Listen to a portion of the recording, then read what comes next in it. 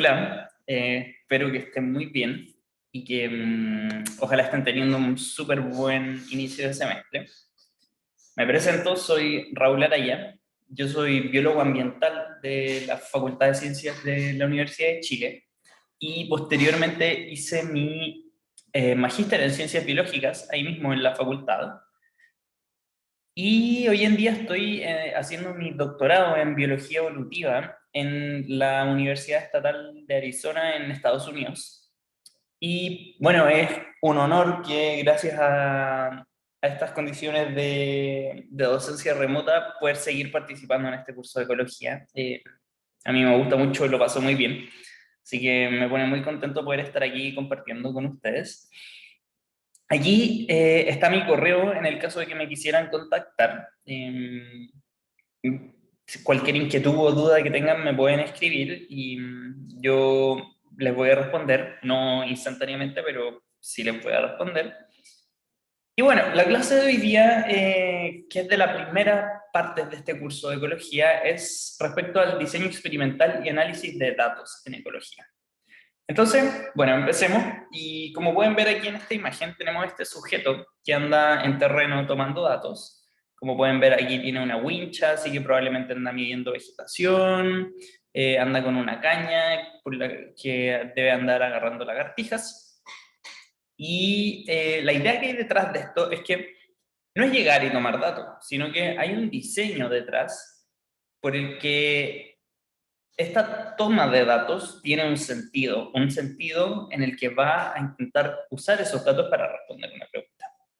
Entonces, idealmente, lo que queremos, ya sea en biología, en química o en cualquier disciplina, es tener un buen diseño experimental que nos permita tomar los datos adecuados para responder a y para poner a prueba las hipótesis que tengamos. Entonces, empecemos. Em, Ok, como bien estábamos hablando recién, nosotros dentro de nuestras disciplinas nos guiamos por el método científico, que es este método que nos permite generar conocimiento.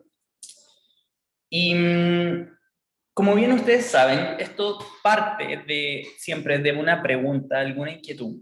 Y en base a los conocimientos teóricos que nosotros tengamos asociados a esa pregunta, nosotros nos podemos plantear una hipótesis. Y esta hipótesis es la que nosotros, a partir de la cual nosotros vamos a diseñar un experimento por el cual vamos a tomar datos y obtener resultados de ese experimento, por el cual generamos conclusiones que nos permiten validar o refutar esta hipótesis. Y por lo general, luego de ese proceso surgen nuevas preguntas que nos llevan a plantear nuevas hipótesis y es un ciclo en el que se continúa repitiendo.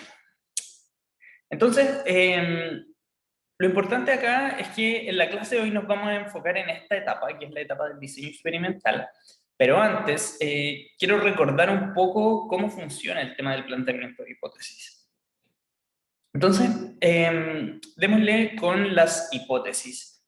Si nos situamos en el marco del método hipotético deductivo, una hipótesis la podemos entender como una proposición que puede verificarse de manera indirecta por medio del examen de alguna de sus consecuencias. Vamos a ver un ejemplo que nos va a permitir entender esto mejor. Pero por lo general es esto, es una propuesta y que va a estar acompañada de predicciones que van a permitir apoyar esta hipótesis. ¿Cómo explicar esto mejor? O sea, una hipótesis es una idea teórica, pero además necesitamos predicciones específicas que implica qué fenómeno podríamos observar si nuestra hipótesis fuera correcta.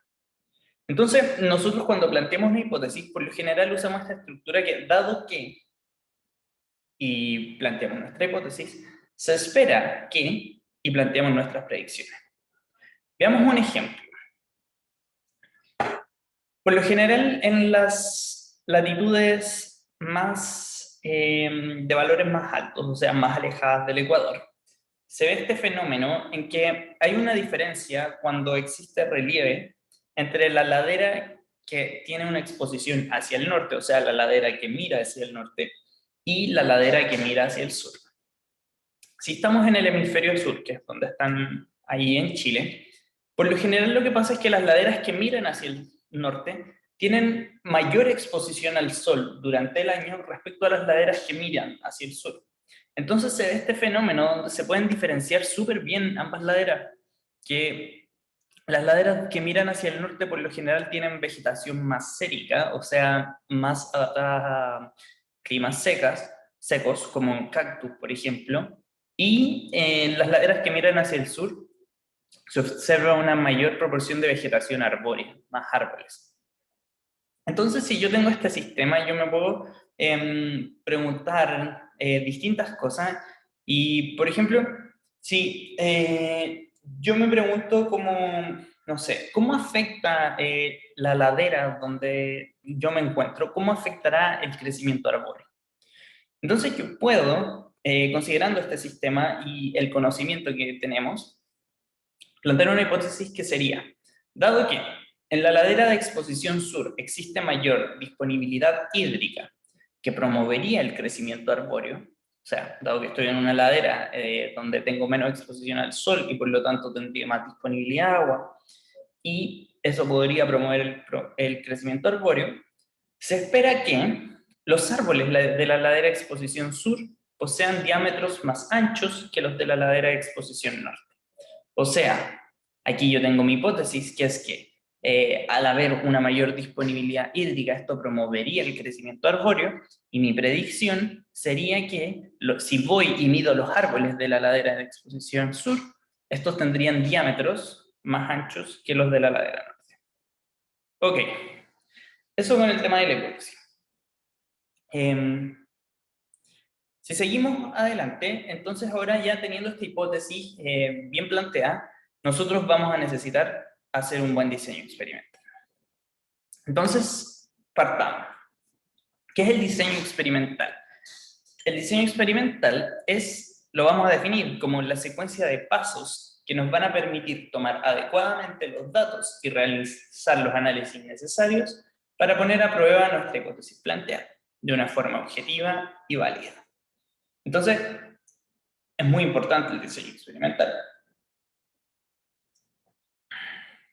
Ahora, si estamos pensando en diseño experimental, sí o sí tenemos que tener en cuenta lo que viene después, que es el tema del análisis de datos, que va a ser la segunda parte de esta clase. Y si se acuerdan de su curso de bioestadística, que es requerimiento para este curso de ecología, esto funciona bajo el paradigma de que cuando uno está estudiando algún sistema, uno tiene una pregunta respecto a la población, o sea, a todos los individuos posibles de nuestro sistema. Sin embargo, no podemos ir y medir todos los individuos de esta población. Por ejemplo, en el ejemplo de las laderas, no podríamos ir a medir todos los árboles de un cerro. Sería logísticamente inviable. Entonces nosotros trabajamos con muestras. Entonces, si quisiéramos conocer el valor de cierto parámetro de nuestra población, nosotros lo que haríamos sería tomar una muestra y calcular un estimador. Y a partir de ese estimador, estimaríamos cuál sería el valor de este parámetro. Eso es lo que se conoce, ese proceso se conoce como inferencia estadística. Si pudiéramos ir y medir todos los individuos, eso sería un censo. Entonces, ¿cuál es la idea acá? Nosotros vamos a diseñar un experimento por el cual vamos a poder realizar este proceso de inferencia estadística. Entonces es muy importante tener eso en mente. Ok, sigamos. Entonces ya, vamos a partir, tenemos una hipótesis y necesitamos diseñar un experimento adecuado. ¿Qué es lo primero? Saber qué tipo de aproximación vamos a usar, qué tipo de investigación vamos a realizar. Entonces, una clasificación muy general que podemos usar para esto es definir las investigaciones respecto a si son investigaciones o estudios observacionales, experimentales o si estamos realizando modelación. Entonces, en la modelación lo que estamos haciendo es computacionalmente simular algún fenómeno de la realidad. En la clase de hoy no vamos a entrar al tema de modelación, ¿ok? Si vamos entonces a, primero, las aproximaciones o investigaciones observacionales, o también se pueden entender como experimentos naturales, ¿qué es lo que hago en una investigación observacional? Yo voy y observo lo que hay, o sea, yo no estoy manipulando nada en mi sistema. Entonces, como si yo voy a terreno a medir los árboles, yo no estoy manipulando las variables, es lo que hay en la naturaleza. Y eso puede ser clasificado como un experimento observacional instantáneo, o sea, yo voy una vez y mido el diámetro de los árboles, o un experimento observacional de trayectoria, en el que yo voy a lo largo del tiempo y voy midiendo cómo van cambiando estos parámetros a lo largo del tiempo. Por contraparte, si yo no solo observo, sino que también modifico alguna de las variables de mi sistema, yo voy a estar tomando una aproximación experimental. Entonces, aquí los podemos clasificar ya sean en experimentos de campo, o sea, yo estoy en terreno y ahí mismo modifico alguna de mis variables. Por ejemplo, realizo parcelas en las que excluyo, no sé, los depredadores de mis árboles. Entonces, le pongo un cerco, estoy modificando el sistema. O también pueden ser experimentos de laboratorio, que es en un entorno cerrado donde yo tengo un control de mis variables, absoluto. Ok, veamos unos ejemplos. Si yo voy a terreno, a un río, y estoy midiendo los parámetros físico-químicos, entonces yo voy un día y, por ejemplo, no sé, ya, voy al río Choapa, y mido distintos parámetros, la conductividad, la cantidad de sólidos disueltos, la concentración de oxígeno en el agua.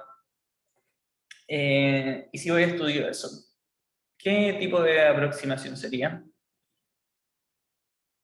Observacional, ¿cierto? Porque yo no estoy modificando nada, yo estoy viendo lo que está en la naturaleza, entonces sería un experimento eh, natural, y si voy una vez sería un experimento instantáneo. Pero si yo, por ejemplo, voy todos los meses a medir ahí a la cuenca del Choapa los parámetros físico-químicos por 3 años, ahí sería un experimento observacional, pero de trayectoria, porque lo mediría a lo largo del tiempo. Otro ejemplo. Ya, yo quiero ver cómo la cantidad de pétalos en las flores, cómo la estructura de una flor influencia la cantidad de polinizadores que llegan a visitar. Entonces yo estoy en terreno y busco distintas flores que hayan, y algunas las dejo intactas y a otras les saco pétalos manualmente.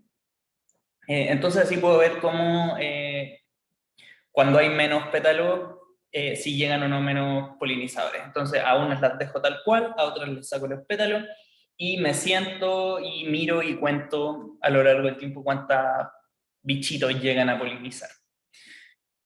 Ya, en ese sistema, ¿qué tipo de experimento sería? Ya, sería una aproximación experimental, primero porque estoy removiendo pétalos en flor, entonces estoy alterando el sistema. Pero como estoy en terreno y estoy usando los polinizadores que hay ahí en terreno, sería un experimento de campo. ¿Ok? Bien. En esta tabla van a haber distintas... es una tabla comparativa de los distintos tipos de experimentos. Como pueden ver, siempre hay ventajas y desventajas. ¿Qué es importante? Por ejemplo, la regulación de las variables independientes. Cuando yo estoy en un laboratorio, yo puedo controlar mucho más mi sistema. O sea, puedo tener la temperatura que quiero tener, la humedad que quiero tener, si necesito como tener bien cuantificado, no sé, cuánta comida le doy a los bichos, ese tipo de cosas sí las voy a poder controlar en un laboratorio. En un experimento natural no tengo control. Pero sin embargo, en un laboratorio yo tengo poco realismo, porque las condiciones de laboratorio no es realmente lo que pasa en la naturaleza. Entonces, bueno, aquí pueden ver distintas otras variables, como si puedo tener una trayectoria del fenómeno, qué escala temporal puedo evaluar. Si se fijan aquí, en los experimentos naturales dice que es muy alta. ¿Qué es lo que pasa? Si yo tomo datos, yo estoy viendo el resultado de una historia evolutiva que hay detrás de los sistemas naturales.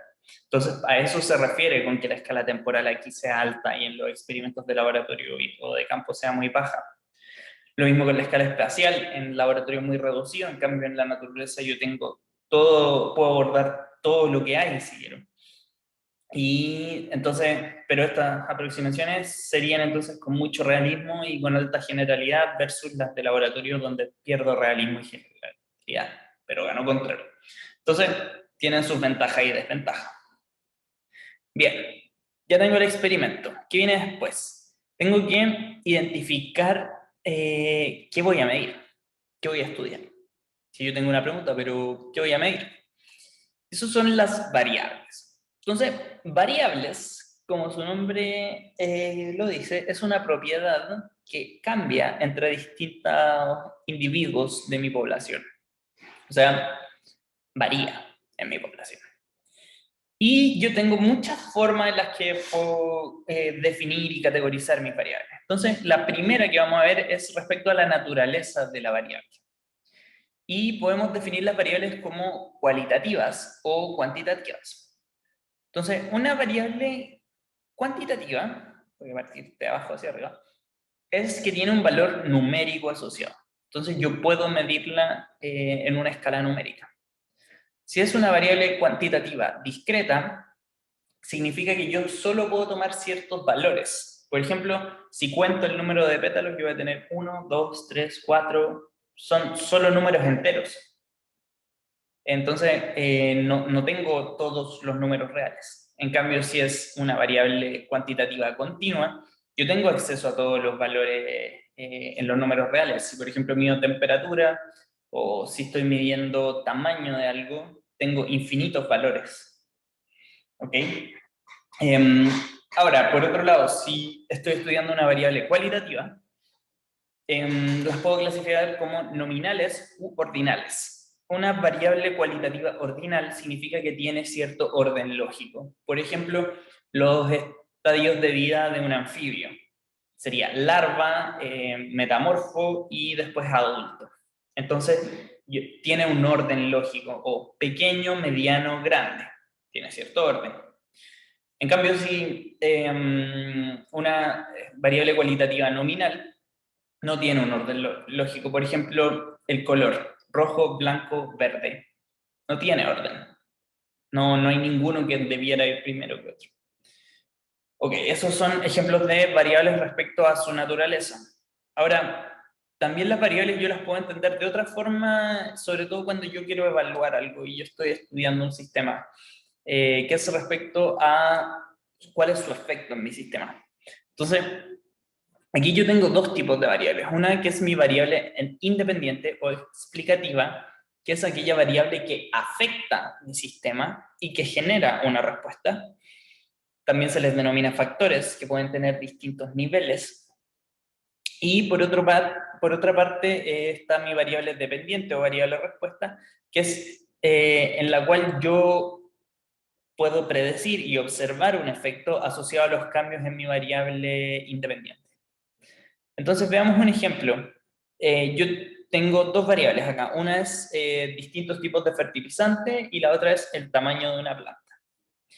¿Se les ocurre a ustedes cuál podría ser mi variable independiente y cuál mi variable dependiente? Claro, porque yo espero que el tipo de fertilizante me va a afectar el tamaño de mi planta. Pero no espero la relación inversa. Yo no espero que el tamaño de la planta me afecte el tipo de fertilizante que voy a encontrar en un macetero, por ejemplo. Y ahora, ya, entonces esta sería mi variable dependiente, o también yo lo puedo denominar mi factor. Y por niveles, me refiero como a las distintas como formas que puede tomar esta variable. Entonces, por ejemplo, puede tener mi fertilizante A, mi fertilizante B, o puedo tener ningún fertilizante. Entonces, estos serían distintos niveles de mi factor. Ok. Siga. Otro tipo de variables que es muy importante tener en cuenta cuando yo estoy realizando un experimento son las variables confundentes. ¿Por qué? Porque yo en mi experimento yo estoy interesado en que tenga una variable independiente y una variable dependiente. Pero en la naturaleza hay muchas otras variables ajenas a mi sistema y que no son de interés para mi estudio, pero que pueden estar generando los mismos efectos que yo veo. Entonces, yo lo que quiero es controlar estas variables, ya sea manteniéndolas constantes, introduciéndolas en mi diseño estadístico, que es algo que se puede hacer, o en el diseño experimental, o al final, si es que no pude ni mantenerlas constantes, ni incluirlas en el diseño experimental ni en el estadístico, al final las reconozco cuando concluyo en mi resultado. Que no es lo ideal, porque en el fondo es decir como, bueno, también hay otra variable que puede estar afectando el resultado. Veamos un ejemplo de variables confundentes. Ya, imagínense que yo quiero estudiar el efecto de la temperatura, o sea, distintas temperaturas, en la tasa metabólica basal del sapito de 4 ojos, Pleurodema tauri. Entonces yo para esto lo que hago es que voy a terreno, agarro distintos sapitos y les mido la tasa metabólica en función de la temperatura ambiental en la que se encuentra. ¿Qué otras variables, que no son las que a mí me interesan, que serían la temperatura y la tasa metabólica, podrían afectarme mi respuesta en la tasa metabólica? ¿Se les ocurre? Yo puedo pensar, por ejemplo, el tamaño del sapito, el estado nutricional, si comió o no comió. Por ejemplo, un sapito que comió va a tener una tasa metabólica más alta que uno que no comió. El sexo del sapito. Si, por ejemplo, el sapito estuvo estresado o no, no sé. Entonces, esas serían variables confundentes. Entonces, yo, para diseñar un experimento, yo tendría que mantenerlas constantes. No sé, por ejemplo, en el laboratorio, asegurarme de que todos los sapitos hayan comido, que todos sean del mismo sexo, que sean de un tamaño similar, etc. Entonces, así me hago cargo de mis variables confundentes. Ok, tenemos las variables. Entonces ya, estamos, de a poquito vamos armando nuestro experimento. Sabemos que tenemos que definir qué tipo de experimento hacemos, sabemos que tenemos que decir qué variables vamos a medir, y ahora, ¿sobre qué vamos a medir las variables? Y esto es lo que denominamos la unidad experimental. Entonces, la unidad experimental sería mi unidad mínima de observación. Esto es importante, que yo la puedo considerar como independiente de otras observaciones. Ok. Un ejemplo, ¿a qué me refiero con esto? Imagínense ya, estoy estudiando el efecto de la radiación solar en el tamaño de las hojas de las plantas, de una especie X de árbol. Entonces yo voy y mido, voy a un árbol, mido el tamaño del área de 5 hojas, después en otro árbol mido otras 5 hojas, y aquí mido en otro árbol otras 5 hojas. ¿Cuál sería mi unidad experimental acá? ¿Sería la hoja? Si fuera la hoja, yo puedo considerar una medición independiente de otra de las hojas que fueron tomadas en el mismo árbol. ¿No es cierto? Porque todas esas hojas corresponden, no sé, al mismo estado nutricional de la planta, a la misma composición genética de esa planta. Entonces no son independientes, sino que mi unidad mínima independiente sería el árbol, no la hoja, a pesar de que yo medí las hojas. Entonces, ¿qué tendría que hacer yo? Lo más probable es que aquí yo tenga que tomar un promedio de esas 5 hojas y asignar ese valor al árbol, y así mi unidad para el análisis corresponde a mi unidad experimental, que es el árbol. ¿Por qué? Porque no tengo independencia. Estas no son independientes. Ok. Eso es muy importante, la independencia, cuando diseñen un experimento. Así que ténganlo en mente. Vamos a volver a hablar de la independencia más adelante. Ahora ya. Entonces ya sé qué tipo de aproximación voy a usar, sé qué variables y también sé sobre qué las voy a medir, que es mi unidad experimental. Entonces, ¿qué es lo que sigue? Definir dentro de mi diseño experimental, o sea, definir mi diseño experimental, y un buen diseño experimental requiere reducir y eliminar el sesgo lo más posible y reducir lo más posible el error de muestra. ¿Qué son estas cosas? Entonces, primero, el sesgo lo vamos a entender como una diferencia sistemática, y esa palabra es clave, que sea sistemática, entre el estimador y el valor real del parámetro. Y se asocia con lo que se denomina, vamos a denominar exactitud. Por otra parte, el error de muestreo van a ser diferencias entre mi estimador y el parámetro, pero debidas al azar. Y esto lo vamos a asociar con la precisión. Veamos cómo podemos entender más esto en esta figura. Entonces, dijimos que el sesgo eran desviaciones sistemáticas entre el valor real. Y si lo hacemos una analogía con tirar un dardo a un tiro al blanco, cuando mi estimación no tiene sesgo, o sea que es exacta, si se fijan, de todas las veces que yo tiré mi dardo y saco el promedio, siempre estuve cerca del valor real de mi parámetro, que sería el blanco. En cambio, si yo tiro todos mis dardos, pero estoy siempre desviado hacia arriba y hacia la derecha, sistemáticamente desviado del valor real de mi parámetro, eso yo lo conozco como un sesgo. Entonces mi estimación sería inexacta. Por otra parte, el error de muestreo, como les decía, se debe al azar. Por ejemplo, puede ser asociado al error de medición que viene en el equipamiento que yo estoy usando. Entonces, nunca voy a tener una medida realmente precisa. Y si, por ejemplo, en este caso, que yo tengo esta variación que va a ser súper aleatoria, no va a ser sistemática como en el caso del sesgo, si yo calculo el promedio de todos mis intentos de achuntarle al valor del parámetro, yo igual voy a estar en el mismo promedio. Entonces yo voy a seguir aquí teniendo una estimación exacta, pero no va a ser precisa porque yo tengo mucha dispersión asociada al azar. Entonces esto es lo que se ve acá. Y en este caso yo tengo mucha dispersión porque mi estimación es imprecisa y además es inexacta porque estoy desviado sistemáticamente de la estimación real de mi parámetro.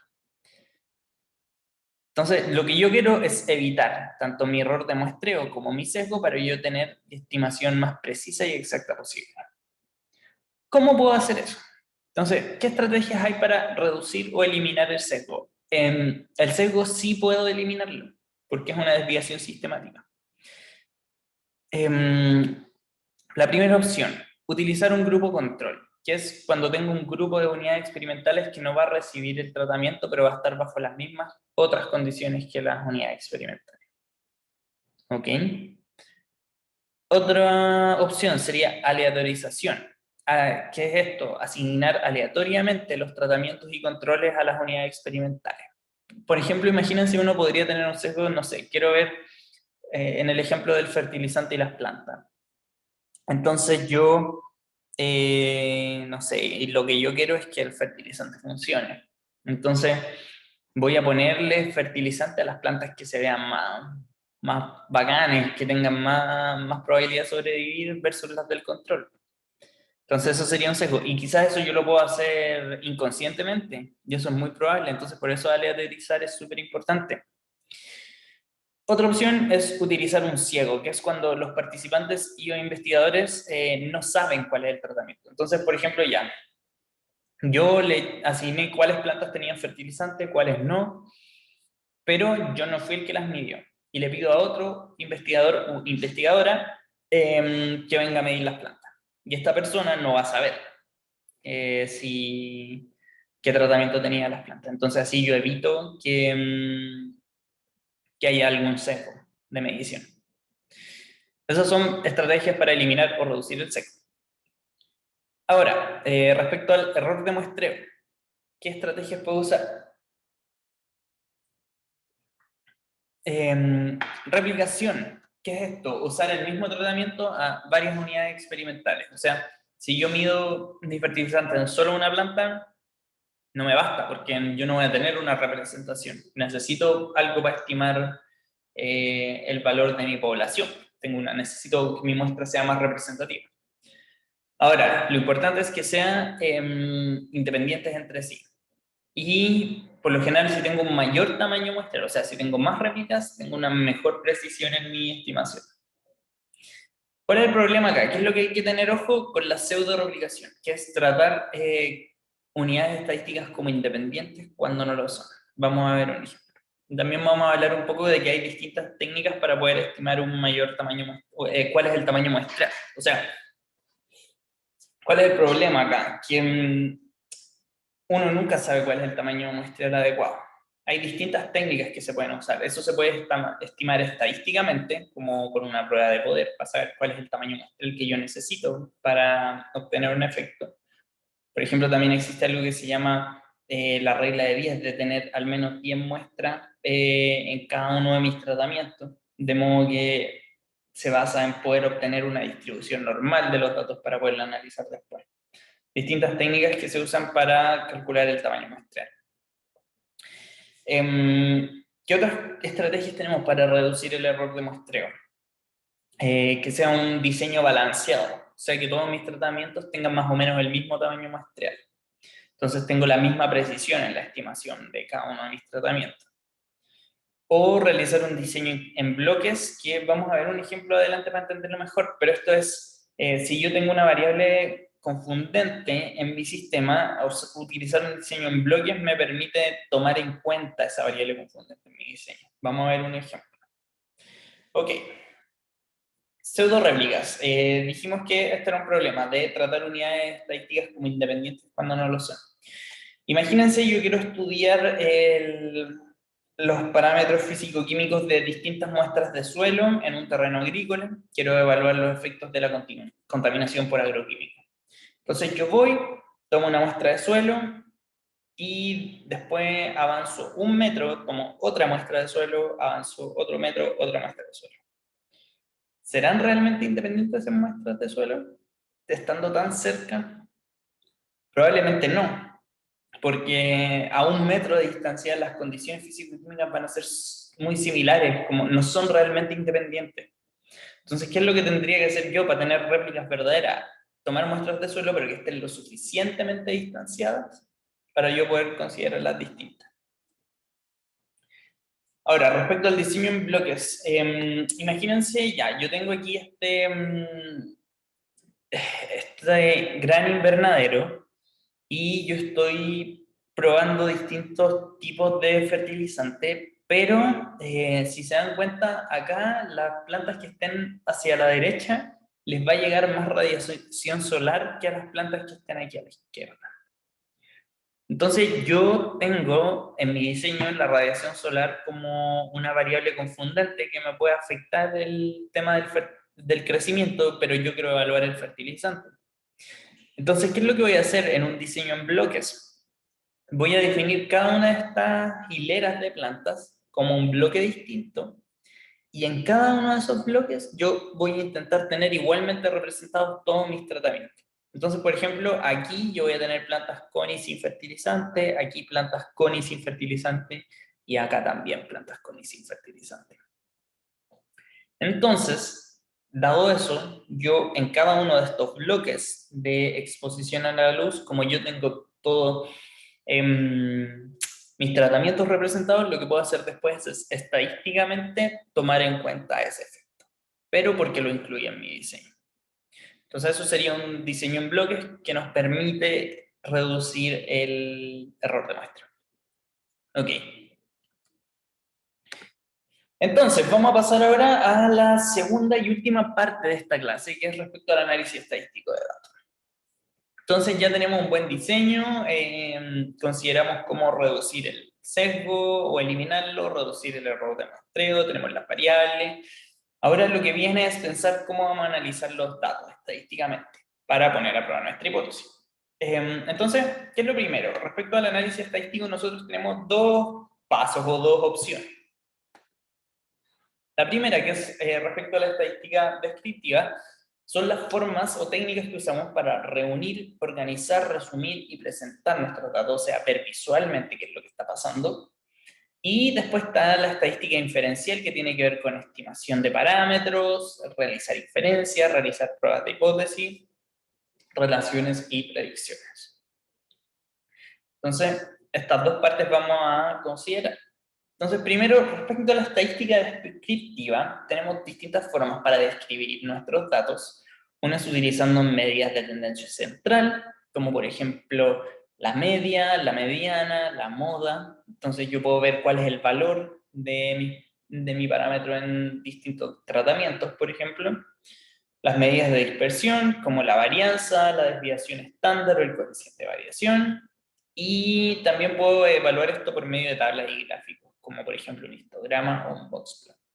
Todas estas cosas ustedes las van a ver con más detalle en los talleres estadísticos, pero esto es solo uno para recordar lo que vieron en el curso de bioestadística y dos para empezar a trabajar con estos conceptos también.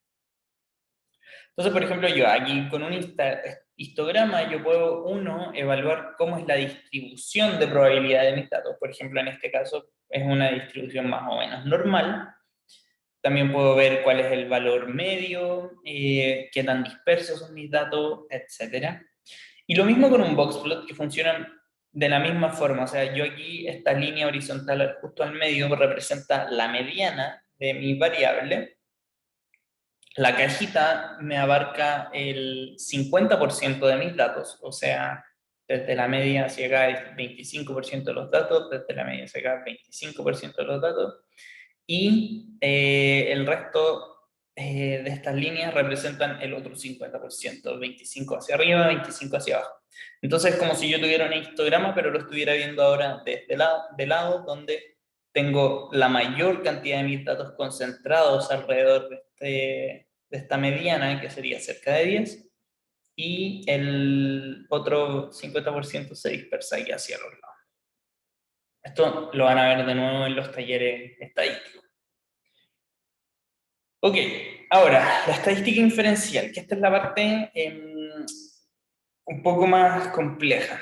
¿Qué es lo que hacemos acá? Nosotros nos basamos por lo general en realizar una prueba de hipótesis, en la que tenemos una hipótesis nula, que la hipótesis nula es la hipótesis de no efecto, de no asociación. O sea, si estoy estudiando algo y quiero ver, no sé, si hay diferencias entre dos tratamientos, mi hipótesis nula sería que no hay diferencias. Si quiero evaluar la relación entre una cosa y otra cosa, mi hipótesis nula es que no hay relación. Y la hipótesis alternativa, que sería lo opuesto, o sea, que si hay diferencia o si hay una relación. Y para poner a prueba una hipótesis, yo lo que realizo es una prueba estadística a partir del valor de un estimador que yo obtuve. Ahora, dos cosas importantes. Aquí en la prueba de hipótesis tenemos los errores estadísticos, donde está el error de tipo 1, que es cuando rechazo mi hipótesis nula siendo que esta es verdadera. Y el error de tipo 2 es cuando no rechazo mi hipótesis nula siendo que esta es falsa. Entonces, ¿qué es lo que yo quiero? Yo quiero reducir al máximo estos errores. Y por ejemplo, yo quiero reducir el error de tipo 1 porque yo no quiero decir que algo tiene un efecto en algo cuando en verdad no lo tiene. Porque eso sería sobreinterpretar mi datos. Y yo no quiero eso.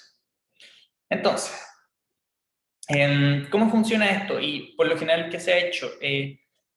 En ciencia se han definido un valor alfa que corresponde a la probabilidad máxima que yo acepto de cometer un error tipo 1, que por lo general en las ciencias naturales es 0,05, un 5% de probabilidad. Y además, yo, por medio de la estimación de mi parámetro, yo también puedo calcular un valor de P, que corresponde a la probabilidad de que mi hipótesis nula sea cierta, dados mis datos. Entonces, ¿qué es lo que pasa? Si, por ejemplo, ya, yo tomo mis datos y realizo un test estadístico y calculo este valor de P. Y este valor de P, o sea, la probabilidad de que mi hipótesis nula, o sea, mi probabilidad de no efecto, es un valor muy alto, más alto que este alfa, que es este umbral, que mi probabilidad máxima de cometer que yo acepto de cometer un error tipo 1. Entonces, si mi P es mayor que el valor de alfa, yo no puedo rechazar H0 porque la probabilidad de que H0 sea cierta es muy alta. Si en cambio yo estimo el valor de P y es un valor muy pequeñito, más pequeño que el 5%, o sea, P es más pequeño que alfa, por lo tanto, la probabilidad de que mi hipótesis nula sea cierta es mucho más pequeña que el umbral que yo acepto de cometer un error. yo entonces sí puedo rechazar mi hipótesis. Entonces, si P es muy pequeño, más pequeño que alfa, yo puedo rechazar H0. Si P es más grande que alfa, no puedo rechazar H0. Vamos a ver esto con un ejemplo que quizás pueda ayudarlo a entender mejor esto. Si volvemos al principio de la clase, donde dijimos que teníamos nuestra hipótesis de que el crecimiento arbóreo era mayor en la ladera de exposición sur, porque había más disponibilidad hídrica. Entonces nosotros teníamos nuestra predicción que el diámetro de los árboles entonces iba a ser mayor en la ladera de exposición sur. Entonces cuando nosotros fuimos y medimos el tamaño de los troncos, ¿ok? De las dos laderas. Y tuvimos estos valores. Ok, entonces calculamos el promedio del valor entre los árboles del sur y de la ladera que mira hacia el norte. Y tenemos estos valores, donde este es un poco mayor. Y si yo calculo la diferencia de estos promedios, tengo este valor de 9,4 y este va a ser mi estimador. Ahora, nosotros buscamos que la diferencia entre estos promedios, del promedio del diámetro de los árboles en el norte y en el sur, no sea debido al azar y que sea efectivamente debido a estar en la ladera que mira hacia el sur o la que mira hacia el norte. Entonces, para simular un poco el azar, uno puede hacer esto, realizar permutaciones, en donde yo meto todos mis valores de árboles en un saquito y después saco y rearmo mis grupos aleatoriamente. Permuto mis valores.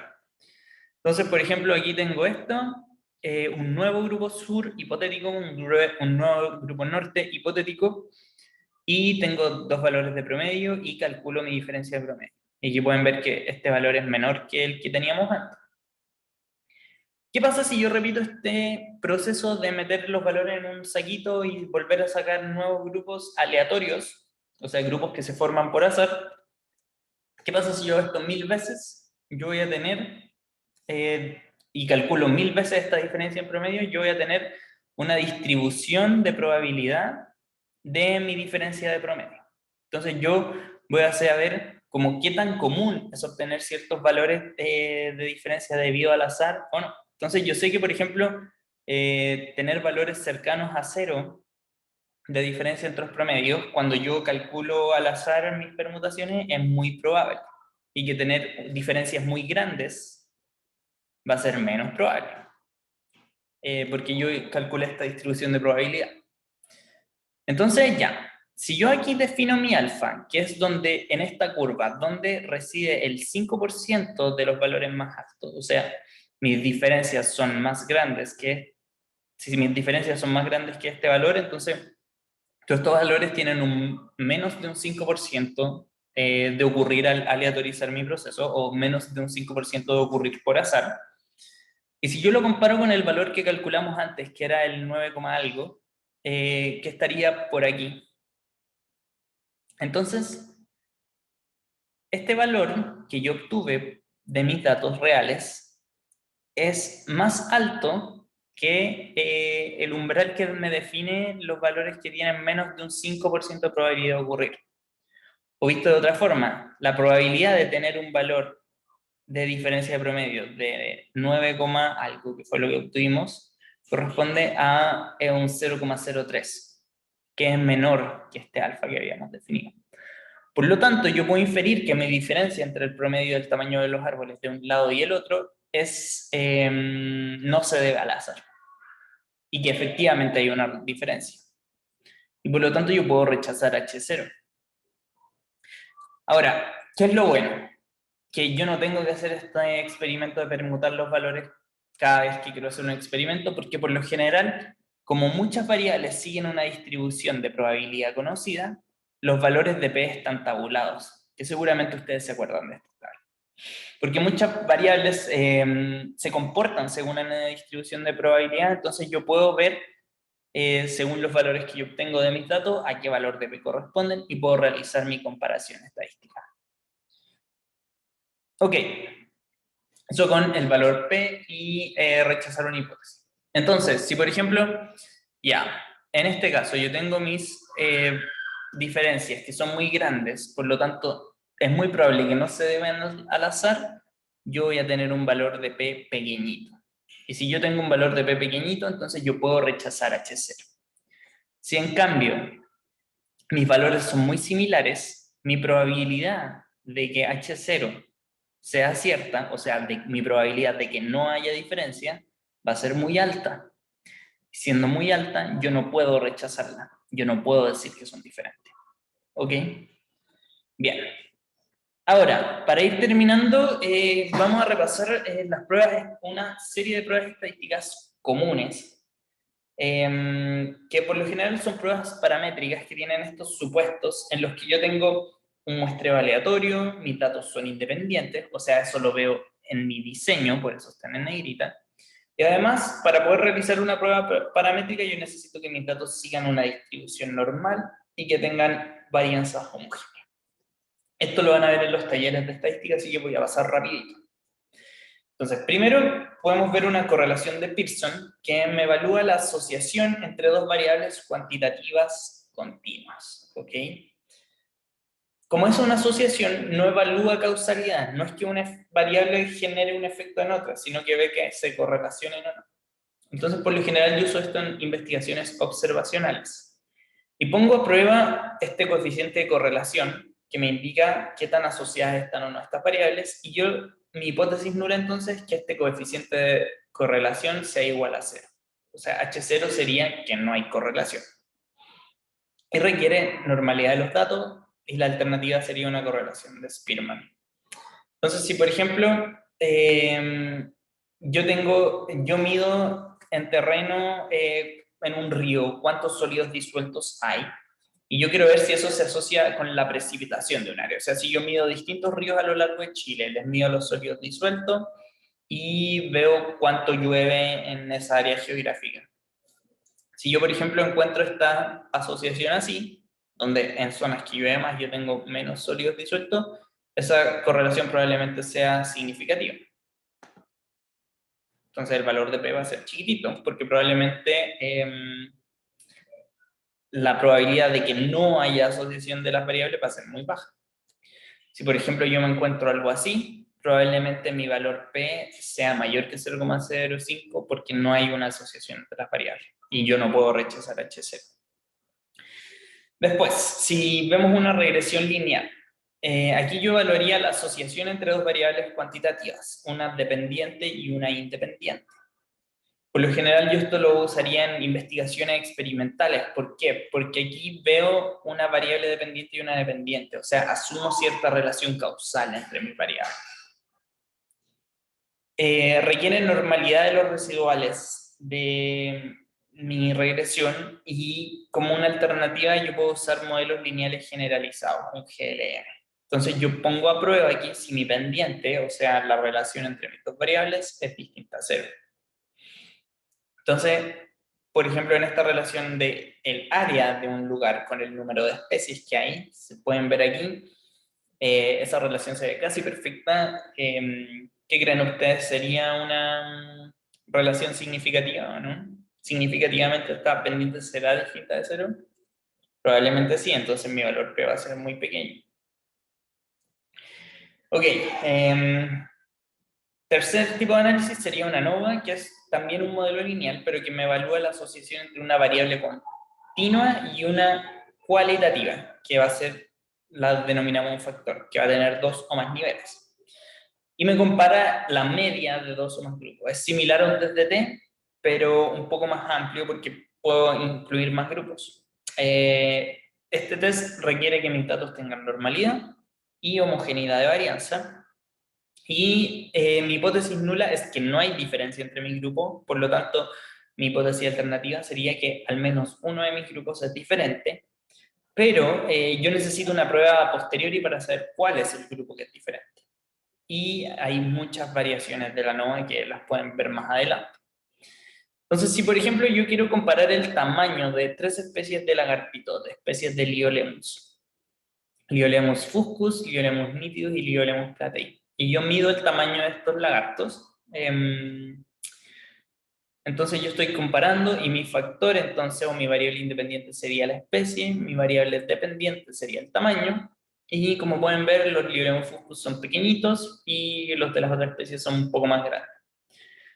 Probablemente al menos uno de los grupos sea diferente. Entonces yo lo que voy a tener aquí es un P menor a 0,05. Yo rechazo mi hipótesis de que los grupos no son diferentes y tendría que evaluar a posteriori cuál es diferente con cuál. Probablemente Fuscus sea diferente de Nitidus, Fuscus sea diferente de Platei, pero no sé si estos dos serían diferentes. Aquí habría que ver los valores del test estadístico. Finalmente, el otro tipo de test es el test de Chi cuadrado, que nos permite ver la asociación de dos variables cualitativas que tengan dos o más categorías. Y se usa utilizando estas tablas de contingencia que vamos a ver en la siguiente diapositiva. El único requerimiento allí es que cada celda debe tener un valor mínimo de 5 observaciones en mi tabla de contingencia. Y como alternativa tengo un test exacto de Fisher. Entonces, si por ejemplo yo estoy comparando un sitio contaminado con un sitio contaminado y quiero ver si esto me afecta en mi proporción de sexos en mis chanchitos de tierra. Entonces, tengo dos variables, la contaminación y la otra sería el sexo de los chanchitos. Entonces, si ven aquí, en el sitio contaminado tengo hartas hembras y un poco menos de macho. En cambio, en el sitio no contaminado tengo pocas hembras y muchos machos. Entonces, si quiero ver una asociación aquí entre las dos, probablemente es que haya una asociación y mi relación sea significativa porque cambia mucho mi proporción de sexo entre un sitio y otro. Y ahí estoy comparando entonces dos variables cualitativas. Ok, entonces esta tabla, o sea, este gráfico les sirve como resumen para ver estas distintas pruebas estadísticas que vimos. Ustedes lo pueden revisar con más calma en el PDF. Y además les agrego aquí esta parte al final que tiene estos pasos para realizar un diseño apropiado que es como un resumen de todo lo que vimos hoy día en la clase. Como una receta para que la puedan ver. Entonces yo después de mi pregunta y la hipótesis, que vimos cómo formularla, diseño un experimento, identifico mis variables, veo qué tipo de variables son, identifico variables confundentes, defino mi tamaño muestreal, mi unidades experimentales, defino qué análisis voy a hacer y recién ahí muestreo y asigno aleatoriamente mi tratamiento y recién ahí realizo mi experimento. Y con eso voy a terminar la clase por ahora y nos vemos de nuevo en un par de clases más.